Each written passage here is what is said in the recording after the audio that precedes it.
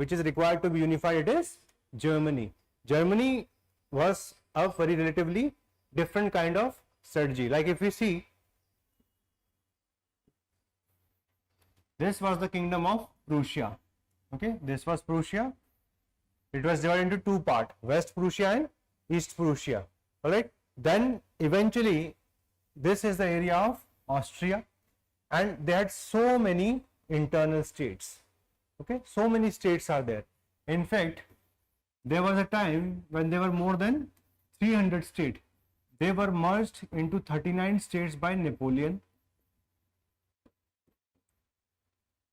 In the case of Italy, the question was very straightforward.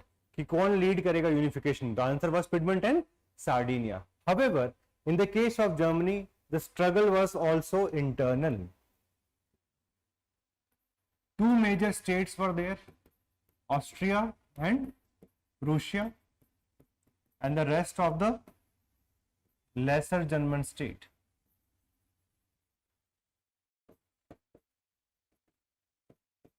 Okay, Austria, Prussia, and lesser German state. Austria, it was having an empire along with Hungary, so it was never a pure German state. यहाँ पे बहुत सारी nationalities थी. But if you see the case of Prussia, Prussia was pure German state. The rest of the states, they were more closed because of domination of Austria. So the question was, lead कौन करेगा? Okay. So if you see the process of unification of Germany, this also have two phases. The first phase, it was the liberal phase. Okay. And in the liberal phase, if we see the roots of nationalism, they were sowed by intellectuals like Herder and Schlegel and even Fichte. Napoleon also did a very important or played a very important role in the unification of Germany. He is considered as the father of modern Germany. Why? Because he created Confederation of Rhine. More than 300 states, they were merged into 39 states. That is the Confederation of Rhine. Congress of Vienna. This Congress of Vienna replaced the Confederation of Rhine with the German Confederation of 39 states and was put under whose control? Austrian control. So Austria was very dominant, and during this passive phase, okay, they were trying to do it through constitutional measures. In fact, there was an assembly known as Frankfurt Assembly. This Frankfurt Assembly tried to pass on the throne to Prussian king. Pass on throne to Prussian king. But the biggest problem was कि हमें Great Germany चाहिए या फिर Little Germany चाहिए. Great Germany, which included Austria, and Little Germany, which excluded Austria. This was the biggest debate in the Germany. Okay, the crown was offered to Prussian king, who refused to accept it. Why? Because he thought that if he will accept the crown, who is going to fight against him? Austria. कि how can you take the leadership of all the German states? That's why the major process of unification only starts with the entry of Bismarck. Bismarck became their chancellor in 1862.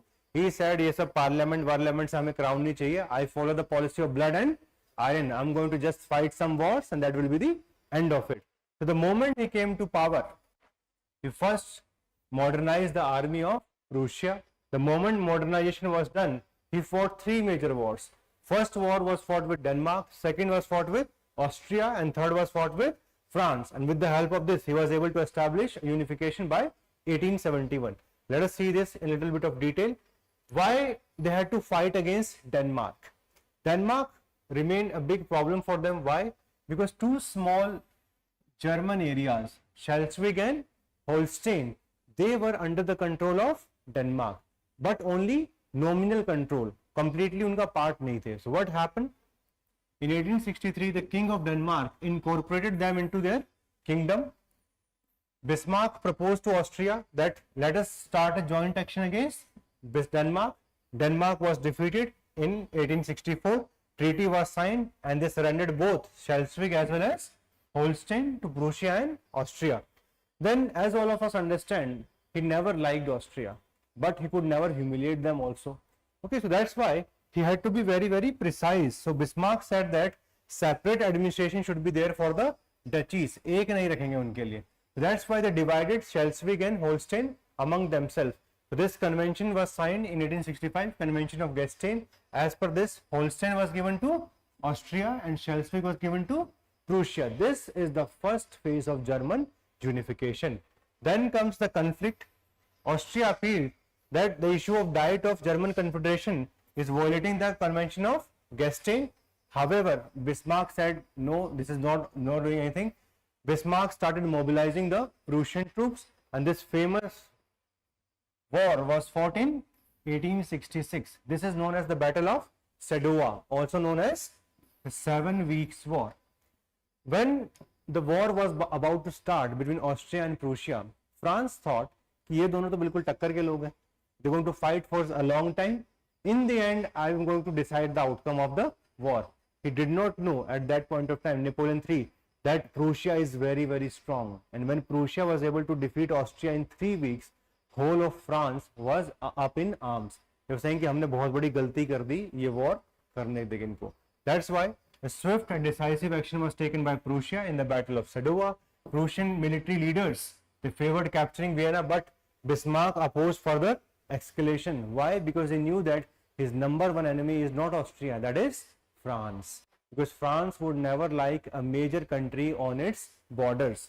And that's why he signed the Treaty of Prague. इज्जत से बात किया उनके साथ बिल्कुल में, गलती हो गई, ऐसा हो जाता है कभी कभार वॉर वगैरह, है ना. So let us just stop it right here in itself, so that he can ensure neutrality of Austria in the next war. He was very calculated person. He knew कि ज्यादा बेइज्जती करेंगे तो बाद में आके हमारे ऊपर ही उल्टा पड़ेगा. The moment he won against Austria, he created North German Confederation of 22 northern German states. And then the next move was the defining move. This was the move against the France. France was the most powerful nation. It was the most respected nation. But if Germany wants to increase its stature, they need to defeat them itself. The biggest issue, it came over the Spanish throne. Okay. Then Prussian Prince Leopold, he sent his candidature for the throne of Spain, but this was not liked by the French. कि भाई इस area में तुम क्यों आ रहे हो? Because we have our own dynasty in this area. So that's why Leopold initially declined, but Bismarck desired a stronger provocation. Bismarck manipulated a diplomatic exchange, okay, in which he tried to show that the German king has in a way insulted the French ambassador. And when this happened, French, they started the war against the Northern Confederation of Germany, and eventually in this war, in this famous war, Prussia became victorious and they were defeated in the Battle of Sedan. And in 1870, they were completely defeated. After their defeat, they had to also sign the Treaty of Frankfurt. This Treaty of Frankfurt is very important. Why? Because this created a problem between Germany and France. They could never see face to face. Why? Because this led to capture of one area of France, Alsace-Lorraine, by Germany, and that's why they became the kind of enemies for the ages. And during the both First World War as well as Second World War, same issues are going to be instrumental in their fight. Payment of a very hefty war indemnity, बहुत बड़ी war indemnity भी ली इन लोगों से. Alright, so German unification, it was also announced in the Versailles. Versailles was the palace of the King of France. बेइज्जती करने के लिए उन्हीं के वहीं, है ना. Like suppose if this kind of steps were taken, people will be completely infuriated. बिल्कुल गुस्से में रहेंगे वो उनकी वजह से. That's why Bismarck eventually became the most powerful person in Europe.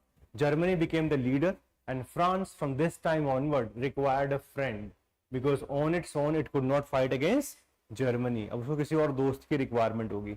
And that's why from this time onwards we see a system of alliances. The system of alliances would be started initially by Bismarck, and later on this will be also pursued by the countries like France, Russia as well as the Britain. But the system will be started from here itself. If we see the case of France, here the king was Napoleon III, but thereafter Napoleon III, he was dethroned, and finally they again became republic. इनका कुछ नहीं समझ में आता कि वो king चाहिए या फिर republic चाहिए. Again they shifted to republic. So this became their which republic? Third Republic. Third Republic, it came in France. Hi, a very good evening to all of you. I'm Vikas Elawat. I'm a former civil servant. I was able to crack UPSC twice. In fact, in 2018, I was able to get highest marks in history optional, and they were around 324. So this year, I'm coming up with a series which I'm calling Self-Study History Optional. इस series में 100 से ज़्यादा video होने वाले हैं, which are going to cover the different nuances of ancient, medieval, modern as well as world history. So those of you who are preparing for 2025, register करिए and try to get the maximum out of this specific initiative of ours. So at Prep Career IAS, we are producing results from last many years. 2023 में बहुत सारे toppers हमारे institute से थे. 2022, 21 हर साल बहुत अच्छे टॉपर्स यहाँ से निकले हैं. And they have been able to get very good marks in history optional. So those of you who are thinking कि यार start करके कितना कर पाएंगे कितना नहीं कर पाएंगे, we already have achievements with us. I was able to achieve, my students are achieving, and you can be the next. In sessions में क्या होने वाला है? Number 1 will be focusing on foundation of basic concepts starting from what is history, what is historical period, what is proto history, what is pre history, basic level. Okay. Second, alignment with UPSC syllabus. जितना भी history optional का syllabus है वो 51 parts में divided है. So we are going to align each and every concept with the syllabus itself. Number 3, we going to focus on answer writing. All of you know कि जो mains है वो objective नहीं होता है, वो सब्जेक्टिव लेवल पे होता है, और आप सब लोगों को आंसर राइटिंग सीखना शुरू करना पड़ेगा, है ना. We do not have too much of time, तो स्टार्टिंग से ही आंसर राइटिंग शुरू करेंगे. And number 4, the overall package is very holistic in nature. तो अगर आप इसको अच्छे से कर लेते हैं तो जो basic level foundation history optional की वो कंप्लीट हो जाएगी. You are going to get many important things along with this. Okay. 100+ session है, चारों पार्ट कवर होंगे. Theme wise segregated diagram, flow chart, जितने भी इंपॉर्टेंट एनसीईआरटीज हैं. देखो, अगर हम सारी एनसीईआरटीज को कंबाइन कर दें, ancient, medieval, modern world of various boards of India, तो 25 से 26 एनसीईआरटी निकल के आती हैं. उन सबको हमने कोहेरेंट फॉर्म में डिज़ाइन किया है so that you can learn the best from that. Okay. Because देखो, हिस्ट्री में रिसर्चेज चलती रहती हैं. अभी तमिलनाडु की जो एनसीईआरटीज हैं, they are more important in comparison to the recent history than the previous history, जो कि आर एस शर्मा वगैरह, सतीश चंद्रा या फिर बिपिन चंद्रा ने लिखी हैं. That's why we are covering all the NCERTs, and that's why 100+ sessions हो जा रहे हैं टोटल मिला के. देन 30+ वैल्यू एडेड आपको डॉक्यूमेंट मिलने वाले हैं, डेडिकेटेड आंसर राइटिंग सेशन मिलेंगे, जूम सेशंस भी करेंगे बाद में, ताकि आप लोगों की जितनी भी डाउट्स हों with respect to learning they could be solved. Overall जो है आपको क्लास की पीपीटीज मिलेंगी, कंसेप्ट लिस्ट मिलेगा, PYQs, जितने भी PYQs हैं उनको अच्छे से हमने डिज़ाइन कर दिया ताकि आप सब उनको अच्छे से पढ़ सकें. माइंड मैप मिलेंगे पूरे सिलेबस के, वर्कबुक और लर्निंग असाइनमेंट्स मिलेंगे, and self assessment test, so that once you learn something तो साथ में उसको एटलीस्ट इवेल्युएट भी करना चाहिए ना, कि भाई हमें कुछ समझ में आया भी है, नहीं आया, एटलीस्ट जितना रिक्वायर्ड है वहाँ तक पहुँचे हैं या फिर नहीं पहुँचे हैं.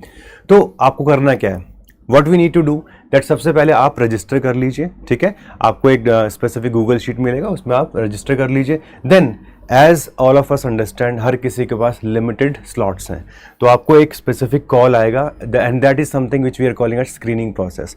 बिकॉज अगर हमें आपको ये सारी सर्विसेज प्रोवाइड करनी है, the number of students which we can help, they are always limited in nature. So academic counselor is going to call you, they going to help you out, they going to understand आपकी requirement क्या है. हो सकता है आप college के first year में हो, सेकंड ईयर में हो, थर्ड ईयर में हो, और you may have already prepared for some time and you are not getting the desired result. तो इसलिए हमें स्क्रीनिंग प्रोसेस चाहिए होगा. And finally on the basis of this, you're going to get the benefit of this program.